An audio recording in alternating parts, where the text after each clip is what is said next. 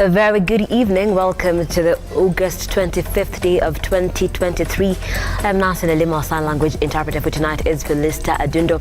We've got a packed up bulletin as we usher in the weekend. A lot of politics, a lot of sporting action as well, just to make things easier as we cross over to the weekend. We have that and so much more in our bulletin. But before that, here are the top stories.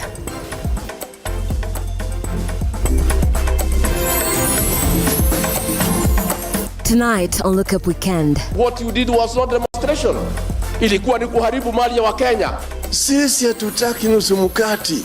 Mkati gani? Azimio leader Raila Odinga and DP Gachagua face off over the bipartisan talks as they meet at a funeral in Nyandarua. Na nimetangaza maneno ya ufisadi Kenya hii itakoma. Hakuna mtu ataendesha mambo ya ufisadi kwa hii Kenya. No room for corrupt individuals. President RUTO talks staff against corruption as he tours the Gusii region.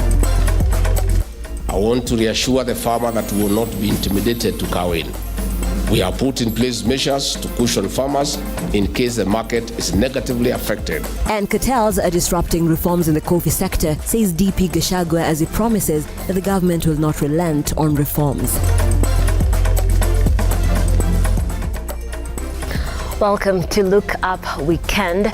Do let us know where you're watching as from using the hashtag Look Up Weekend. At Look Up TV on Twitter is where you can find us.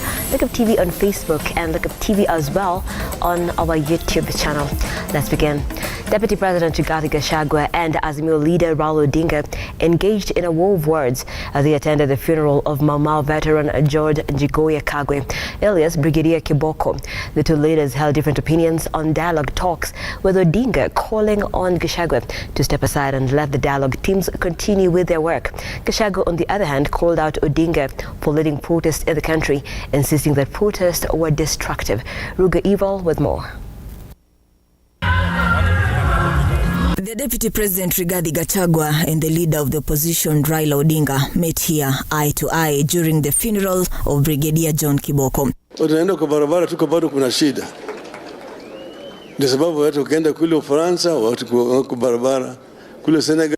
Sasa Rigathi hakuna mbaya watu kuzungumza. Wacha watu wazungumze. Hata kama wewe hutaki kusikia maneno yangu, lakini sikiza tu.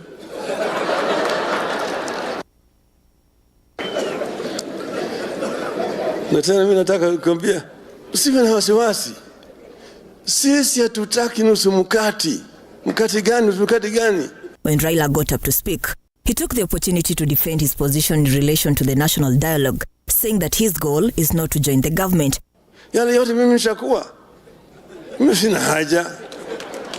Weka pole usiseme ati sisi hatutaki, wanataka mtu mkati, ameongea na RUTO. Mimi nilikutana na RUTO lini?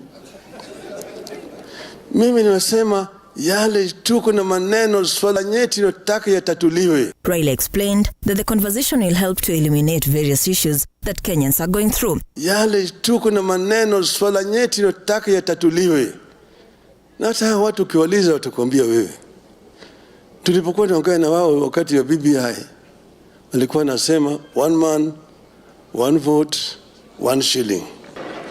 Lakini tutapata suluhu hapo katikati. Tukiwa pamoja kama Wakenya wazalendo tutaweza kutatua shida zetu. Ile kitu ambayo tuwache polisi waache kupiga watu wetu na risasi. For his part, Deputy President Rigathi Gachagua has stressed that the promises made to Mau Mau heroes are yet to be fulfilled according to the expectations. Rigathi blaming the governments that have been in power, while claiming that the freedom fighters should get what they deserve. Additionally, he has stated that the Brigadier Kiboko's proposal for the return of the remains of body of dead and Kimathi, which are believed to be buried in the committee prison, will ensure it has been accomplished, promising to create a committee of 10 people who will help to steer the request. Ningetaka Prime Minister umesema niko na deni ya huyu mzee, that is true. You are right. Huyu Kiboko Brigadier aliomba Rais William RUTO ya kwamba anajua pahali shujaa wetu Field Marshal Kimathi alizikwa. Na rais akakubali apewe nafasi na wengine twende kamiti itafutwe. Lakini wiki moja tu kabla hatujapanga akakuwa na shida.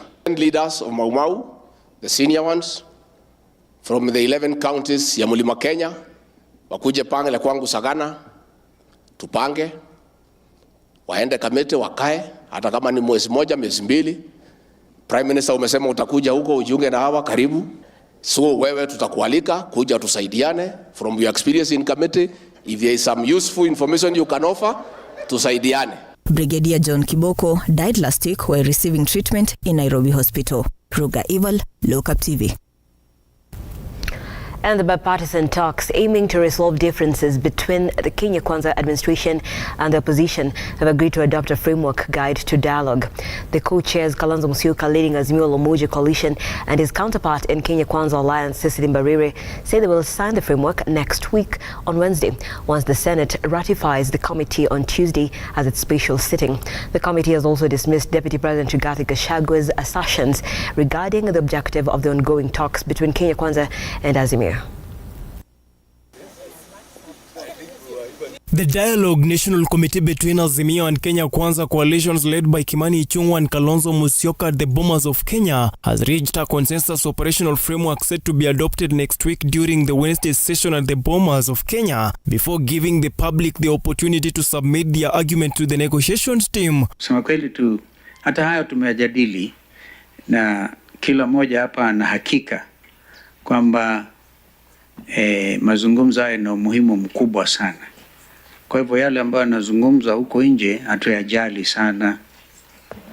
We may take note, we may express concern, but we are operating on the basis of utmost good faith. This is an important national exercise, and it will be good for any leader who has who wishes well for our motherland to stand properly guided. We are, as a team, operating as if nothing has happened outside there. This is after the committee concurred with the reports presented by technical team from the two opposing factions. We are here because we have clear instructions to be here, and so we should not send any fears to anybody that we may in any way be wanting to stay away or not be party to this. So we are here legitimately and with clear instructions. And as long as you see us here, please don't take too seriously what you hear outside of this meeting. The Speaker of the Senate, Amason Kingi, has today recalled the Senate from the short recess, informing them to attend the special session on Tuesday next week to approve the national dialogue so as to enlist them constitutionally and legally binding. Stanley Lugaria, Lookuptv.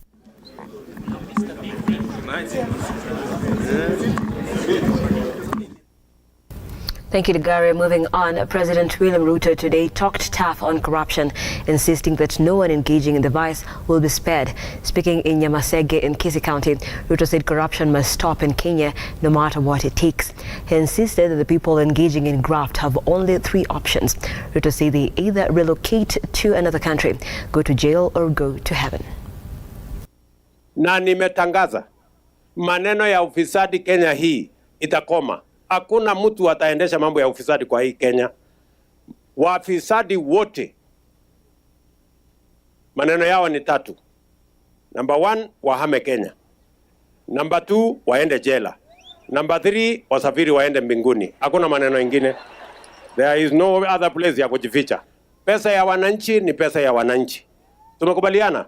And we are not going to compromise with anybody. Whoever you are, whatever political party you belong, which religion you come from, which community you come from, which county you come from, we are going to deal decisively and conclusively with corruption in Kenya so that we can protect public property and public resources and use them for the good of the people of Kenya.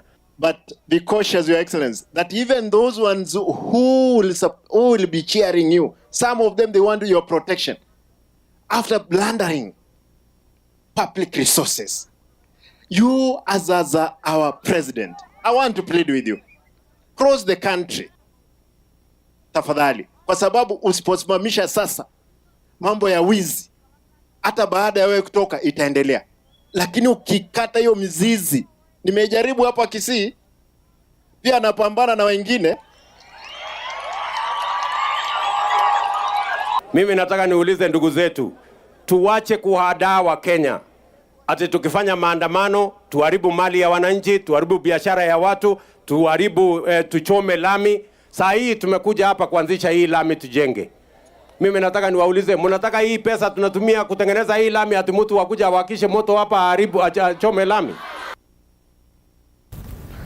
Deputy President Rigathi Gachagua has revealed that cartels are attempting to sabotage the government's plans for coffee reforms. Addressing the media in Karen on Friday, the DP said the road to reforms has seen many disruptions by the cartels. However, the DP vowed that the Kenya Kwanza government will remain unbowed on the coffee reforms.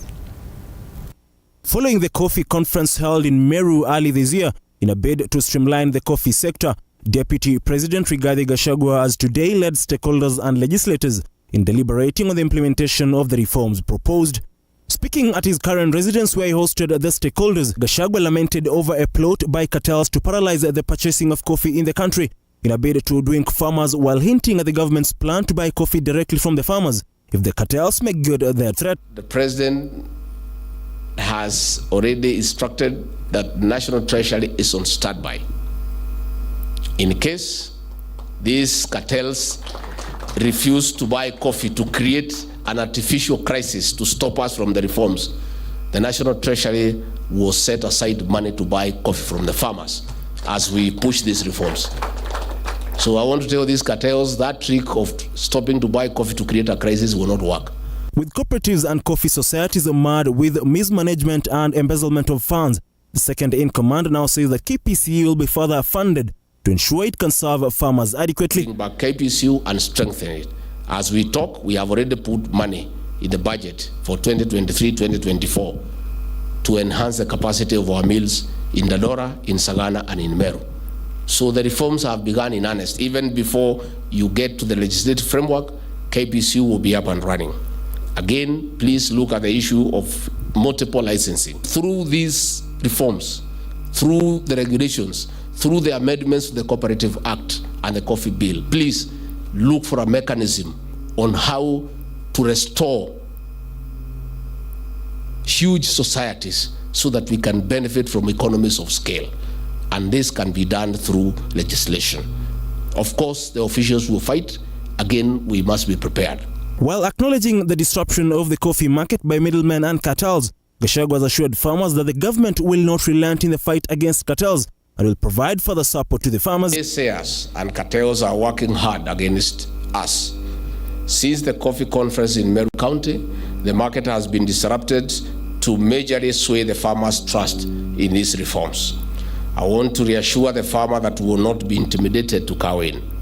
We have put in place measures to cushion farmers in case the market is negatively affected as we undertake this radical surgery.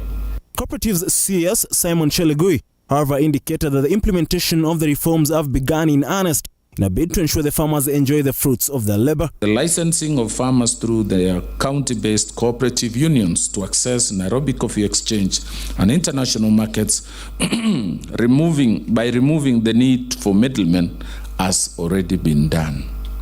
The 11 cooperative unions, namely Meru, Tharaka Nithi, Embu, Machakos, Murang'a, Kiambu, Kipkelion, Baringo, Mount Elgon, Bungoma, and Kusi, have already been licensed and they are actively participating in Nairobi Coffee Exchange. Ian Keitane, Lookuptv. Thank you, Keitane. Now, the Senate Ad Hoc Committee for the Compensation of Victims of the 1998 bombing of the U.S. Embassy today met with Health CS Susan Nakhumicha. The victims took to the floor to highlight their medical journey for the past 25 years. Mervyn Gitembe now reports. Memories of pain and agony of the last 25 years still remain fresh in thousands of the 1998 bomb blast victims, still writing sad stories amid several attempts trying to seek justice.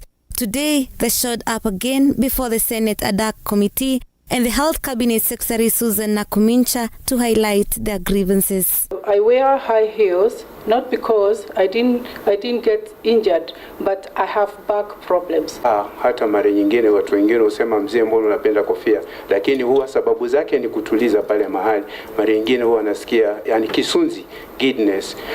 Most of them having to depend fully on their relatives for survival, something according to them is proving to be a burden. A few years after she got a stroke, and she hasn't fully recovered from it, so she couldn't provide for us even before the stroke, and we've had to rely on our relatives for support. The only hope lies on the government and the ad hoc committee, which is set to present them at the US Senate. Health CS Susan Nakumichi promised to try her best under her stewardship to help them as much as health issues are concerned. But you'll agree with me that it is important that we do a current assessment. What is the current status of the survivors? That will be very important. It cannot be done by anybody. It has to be done by medical personnel. So I'll go together back to the ministry, put together a team, multi-sectoral, multidisciplinary, with the different specialities to be able to look at the issues that have been raised. Ms. Rose spoke about permanent disability that they have to live with. I think we, as a ministry, we recognize that, and it is unfortunate that currently NHIF does not cover assistive technology. But that is something that we are working on. 25 years after the tragedy, the Houses of Parliament have had several sittings trying to find a lasting solution, but their efforts have proven futile. And for all those funds that are in place and the bill at the National Assembly. But I would request you kindly see what you can do at your level, and also speak to the President about these victims. These people have been suffering for the last 25 years in Kenya. We, as a government, I don't blame the government of the current government, because it has just come in place now. The hearts are heavy, but they still hope for a new dawn. Mavin Getembe, Lookuptv, Nairobi. That story by Mervyn Gitembe takes us to a very fast break here on the program. You are watching Look Up Weekend. Don't go too far.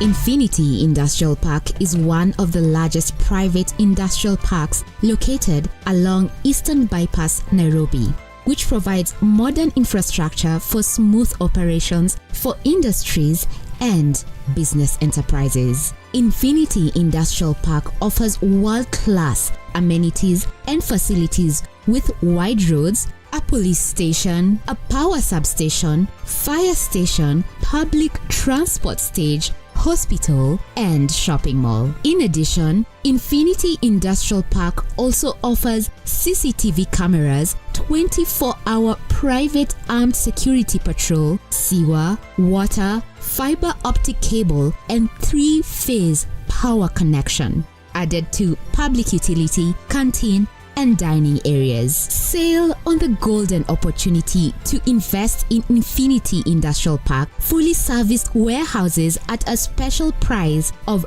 3,569 Kenyan shillings per square foot. For more inquiries, visit our website infinityindustrialpark.com.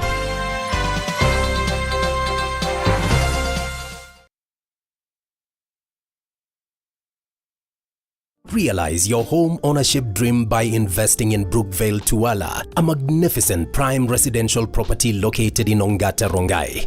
Brookvale Tuala by Safaricom Investment Cooperative overlooks the majestic Ngong Hills and lies only 24 kilometers from Nairobi CBD. The project boasts of well-serviced plots with a perimeter wall, graded roads, and a borehole. 50 by 100 plots are going for 1.4 million shillings with a flexible payment plan of up to 6 months. To book your plot, call 0729 121212 today. Safaricom Investment Cooperative, the investment partner of choice.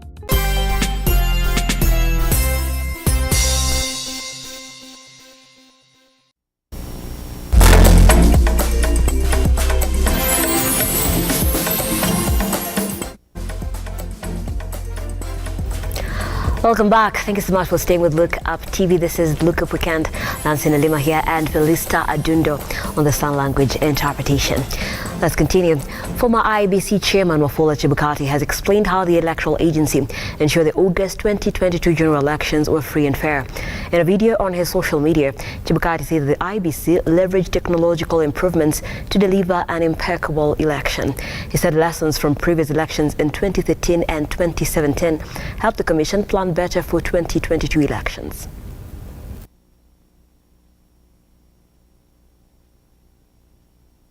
And Boundaries Commission IEBC is back in the limelight since the August elections.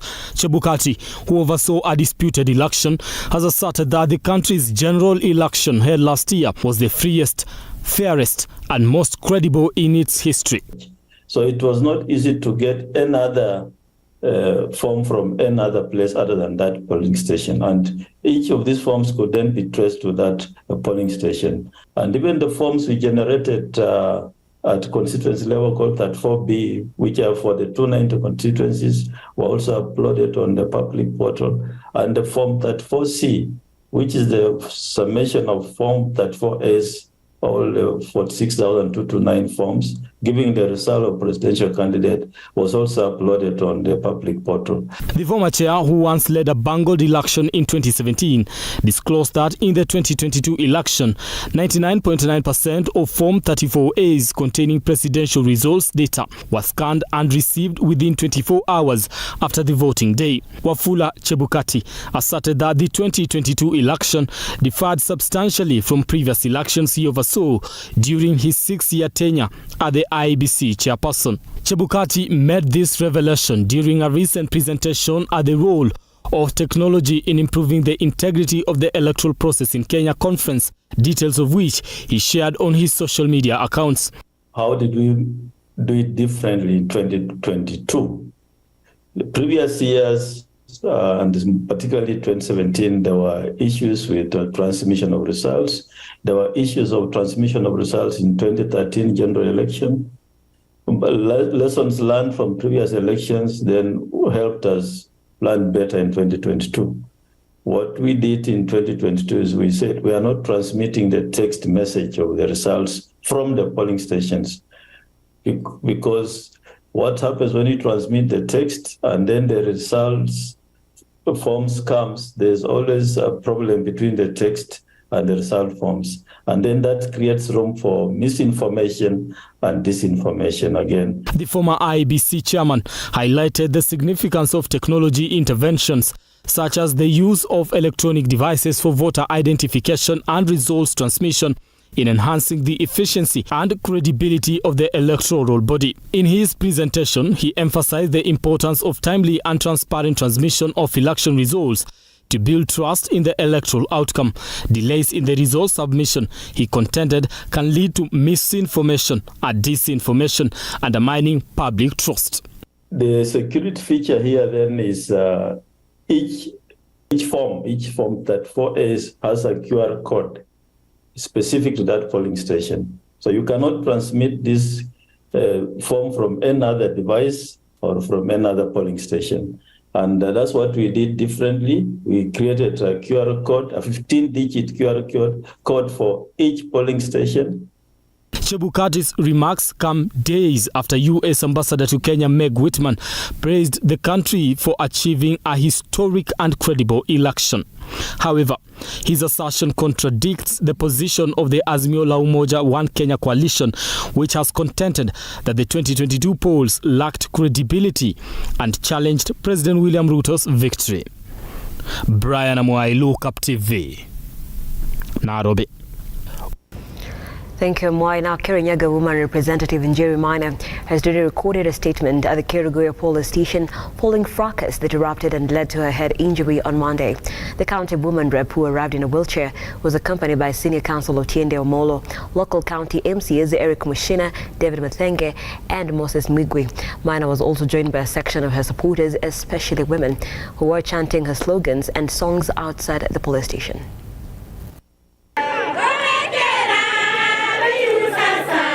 Kirinyaga women representative Jen Njeri Maina has today recorded a statement at the Kerugoya DCI office following a drama which ensued last Tuesday after two groups supporting two rival political factions clashed. leaving her nursing serious head injuries. Nafurahia ya kwamba mawakili wamejifikisha hapa na tumepewa cooperation na police officers na DCI, na tunawashukuru sana. Manake tunajua ya kwamba wao ndio wanalinda usalama, na mimi nina uhakika ya kwamba wakifanya uchunguzi watashika wale watu ambao walifanya hivyo vitendo. According to his lawyer, who is also Rarieda Member of Parliament Otiende Amolo, the perpetrators will include the mastermind and those who activated the vicious attack on her and her supporters, and added that the charges will serve as a lesson to the perpetrators.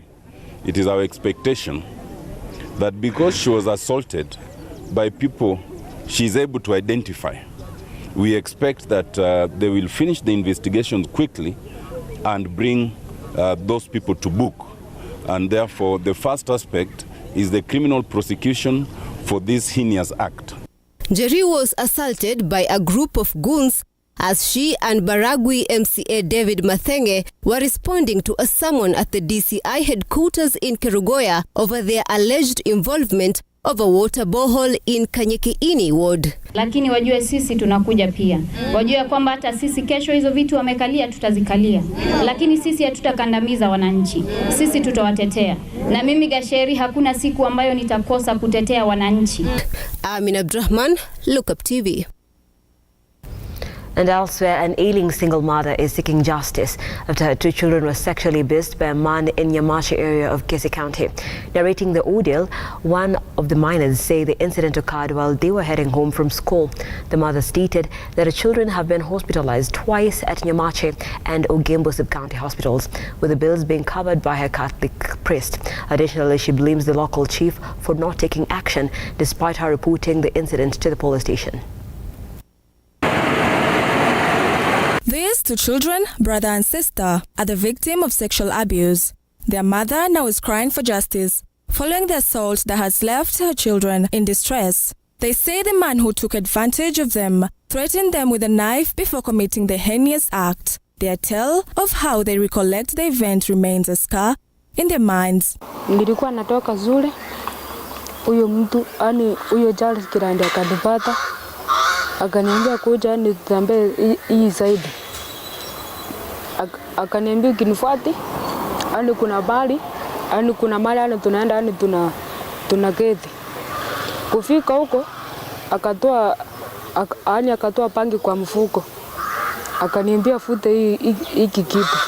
Kufuta nikasikia usingizi. Kwa hivyo akatoa kiso kwa mfuko. Akanitishia akaniambia ukipiga nduru nitakudunga na hiyo kisu. Akaleta kamba akanifunga kwa mti, akaniambia inama. Kuinama akaanza kunifanyia hiki kitendo. Her call for help and justice have fallen on deaf ears, as she says that the security panel paid no attention to her plea. And now, as she deals with the pain of having to see her children in pain, she laments of how even getting their medical assistance has taken the intervention of a good Samaritan. Mimi nikaenda kwa chief, wakati chief hakushughulikia maneno, sasa nikachukua hatua kwenda kwa serikali sasa nisaidie. Sasa ninaripoti vizuri, wananipea tarehe. Nikienda huko wananiruhusu. Wananiambia enda Nyangusu. Kufika Nyangusu, Wanyamache kufika Nyangusu, bado huyo SS ananiambia enda Nyamache. Yenye sio kesi yako kwenda, wakiniona wanachukua hiyo faili wanaficha. Ninawauliza, sasa kwa nini mnaniruhusa na mimi natafuta haki ya mtoto yangu? However, Nyamache OCPD Kipkemoi Koshelei Kipkulei said that investigations are ongoing and that legal action will be taken. Faith Bonareri, Lookuptv. Now, after a leadership dispute lasting over a decade within the Evangelical Free Mission Church in Kenya, under the guidance of Chief Priest Paulo Isaac, the church leadership finally celebrated a significant victory in a case that was resolved by the Kakamega High Court. The roots of this dispute trace back to the year 2010, when Moses Swale was removed from his position, triggering a prolonged struggle for control over the ownership of the church headquarters. There's and more from the counties with Beatrice Njoroge.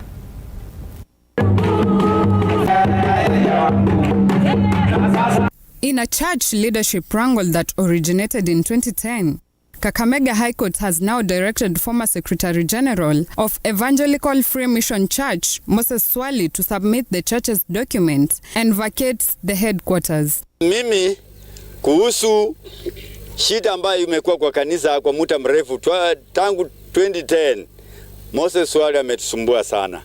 Lakini tukaenda Budali, akaenda kinyume, akajitangaza yeye ndio mkubwa wa Evangelical Free Mission in Kenya. Speaking at one of the church's branch in Malava constituency, Chief Priest Paulo Isaac expressed satisfaction with the court's decision.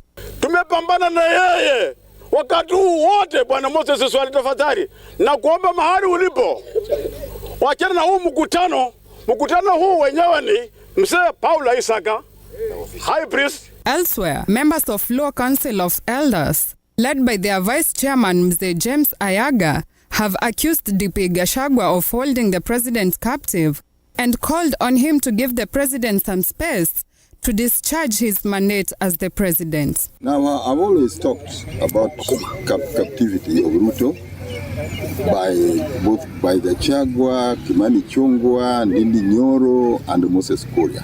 Mzee Ayaga condemned the DP's habit of making inflammatory remarks and sabotaging peacemaking processes made by the president. I think the Gachagua has to play the role of a deputy, not the role of a president, which is playing now. Finally, the National Government CDF Committee in Radieda is in the process of developing a 5-year strategic plan that will guide their operations from the year 2023 to 2028 by focusing on funding the key areas, that is the education, security and environmental sectors. My name is Michael Omino Hamisi. I'm the chairman NGCDF Rarieda constituency. Today we have a stakeholders meeting for Rarieda. As you know, NGCDF covers critical areas.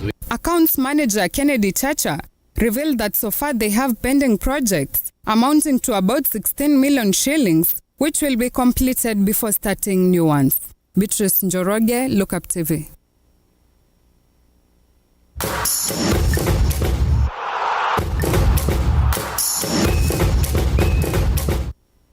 Time now for some sports news. KCB FC has announced the arrival of 5 new players for the 2023-2024 FKF Premier League season. The players are striker Derek Otanga from Police FC, goalkeeper Brian Olango joining the team from Mathare United, winger Stephen Etiang previously playing his trade at Ulinzi Stars, defender Bernard Odhiambo from Bandari FC, while defender Heret Mungai joins from Nairobi City Stars. The Bankers will kickstart the new campaign on September 1st against AFC Leopards at the Kasarani Stadium after the postponement of the Kakamega Homeboys clash that was scheduled for this weekend.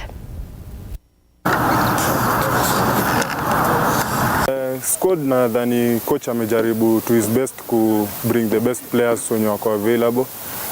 Kulingana na venye nimeona wase morali iko juu, nimepata new players, tumejel vizuri. It's like nimekuaga hapa na kuna time nilitoka but na feel at home, so camp iko sawa. Watu wako ready, hata game yetu ingekuwa hii weekend najua wase wangesukuma vile naweza tungepata ushindi, so the mood is okay na kila mtu ako ready ku give his best ndo to emerge champions this season. Nitaambia mafans wazidi kukam kutusupport this time round. Mi pia na believe labda tumewafail sana, but this time round labda tutakuja na nyingine tofauti yenye tuta make sure at least at the end of the season at least wako na something to smile about. Tutawaacha hii season na kitu tunaweza tu waambia, kitu tunaweza tu waacha nayo ni wasichoke kubelieve kwa KCB. KCB hii season ni more different kidogo na at least itawapea something to smile at the end of the season. The coordination is good. I mean that Otanga is also an old boy for KCB. He has gelled well with the team. And for the other players, having that they are not very old players, they're young players. They've gelled in with the other players so well. And hopefully, I think we're going to have a good season. Moving on, the pools for the round of the Division 1 men's competition in SportPesa National Sevens have been scheduled for the 2nd and 3rd of September at the T-Sub Sevens in Eldoret, with Kabras Sugar leading arch rivals KCB by just 2 points in the standings.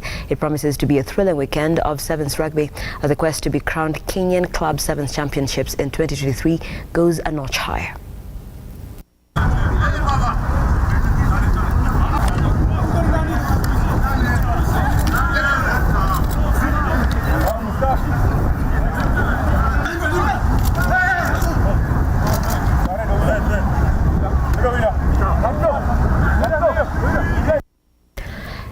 And sporting youth in Marsabit County are calling on the Ministry of Sports to decentralize the services from the major cities and go down to rural areas to tap talents that are not yet been discovered.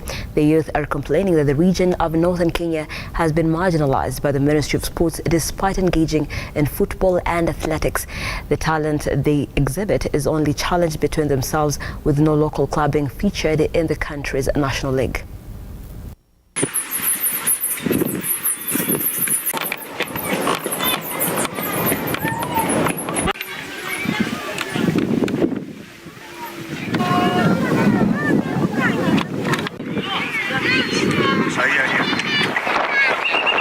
We have so many players, so many talented players who are willing to play, who want to go to the next level in football.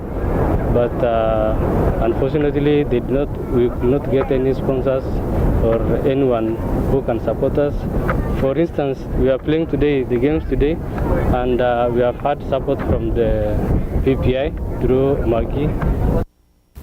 Now, the FKF Premier League 2023-2024 season is set to commence tomorrow, with 8 matches scheduled for the opening day at various venues across the country. Defending champions Gor Mahia will kick off the title defense against Sofapaka at Kasarani Stadium, while last season's runners-up Tusker will face Bandari FC. Here are more weekend fixtures.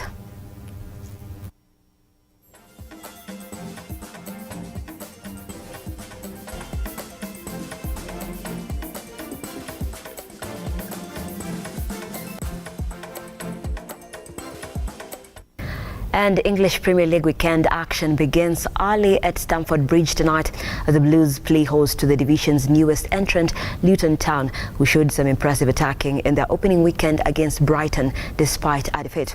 Chelsea has picked up 1 point from their opening 2 games, placing them at 15th in the table. Luton, who has made 10 signings so far this summer, seeks to claim their first ever Premier League points. Here are more weekend fixtures.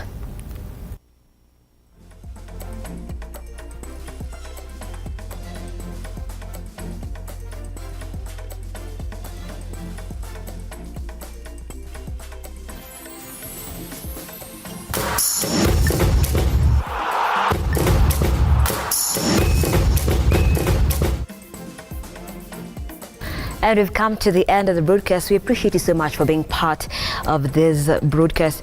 And just before I leave, I'd like to sample some of your comments as you usher in the weekend. I did ask you to let us know where you're watching us from, and I got a lot of feedback. Pablo Moja says he's watching live from Ruiru.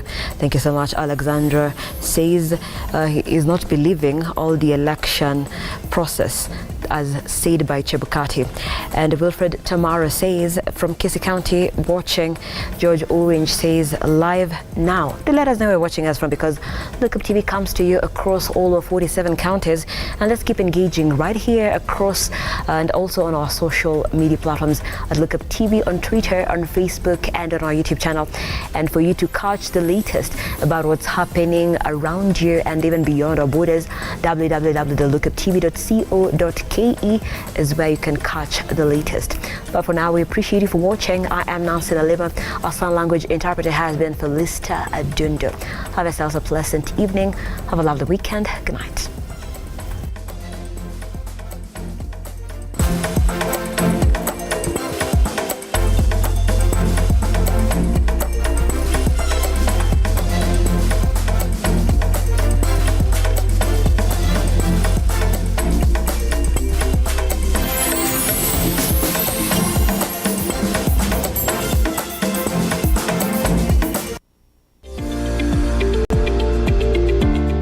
value your feedback and welcome your complaints about our programming and operations. Feel free to get in touch with us through 0700 893 542 or send us an email to